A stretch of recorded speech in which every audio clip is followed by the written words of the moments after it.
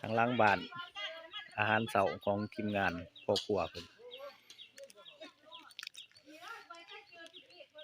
พ่อครัวรับงานแต่งกินงานมัดแขน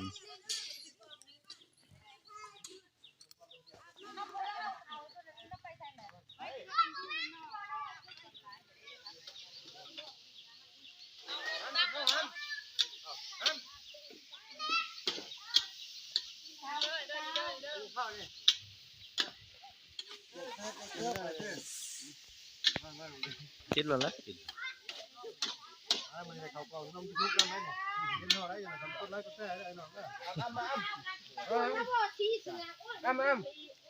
เฮ้ยคุณมาไหมจะบอกส้มมาบันนอกเขาในมือตะมือกินนะคือแบบโอ้ยตะอุ่นเลยจะบอกบันนอกตีตั้งใจพอมันนะ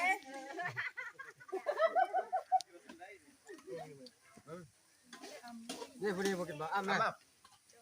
กินมากินมากินอะไรครับพ่อแม่ยินว่าวันกินข้าวแต่เช้าอ่ะอ้ำ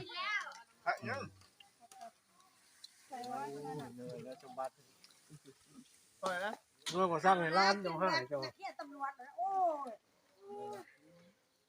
อ้ำไม่ได้อ้ำแย่กันนี่แหละเบียร์กันนี่แหละไข่ไม่แป้งหมูใช่ไหมไข่ไม่ยังอ้ายหรอว่าถ้าไข่มาจะนั่งเป็นไฟนี่โอ้อันนี้หน่อยนึงอยากได้อบเผ็ดนี่หม้อเอามาเลยไปมาไอ้โบ้เด้อมัดแขนหมดเด้อเคยไหมมาสิเด็กเสือพี่แตงต้องโลอีจำแขนนี่เด็ดสินะแล้วก็ไปตัดนี่ไว้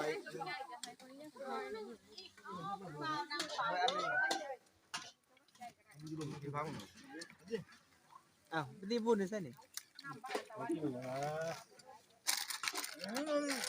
เขาข้อไม่อยากดังไม่อยากดังมาไหมขึ้นได้ไหม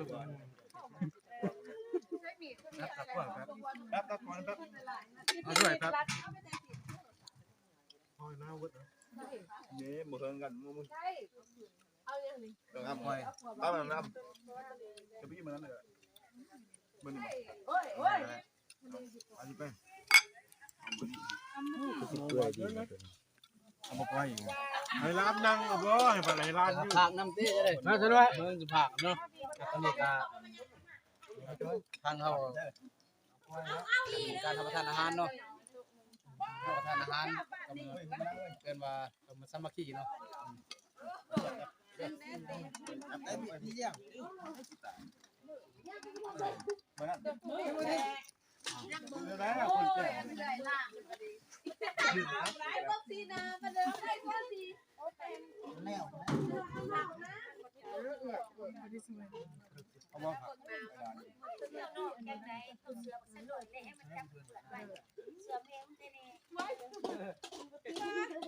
จะมาตกตามเลยเสือคอยนี่แมนแม่ก็ได้แม่ก็เราว่าอยู่ขนาดนี้เสียนี่เรียกแล้ว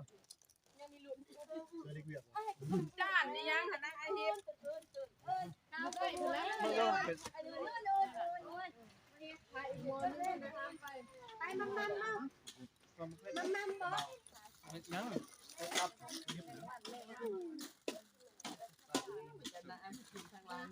แต่งเนาะกินอยู่ตำลาหมูไปอยากกินนับไป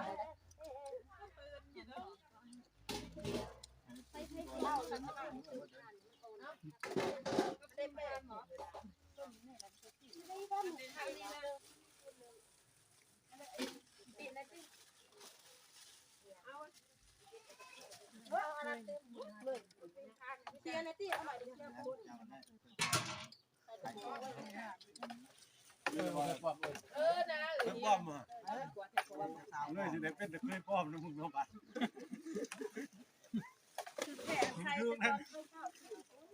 เอาบอลเลยใส่ไม่ยังเอาเป็นเลย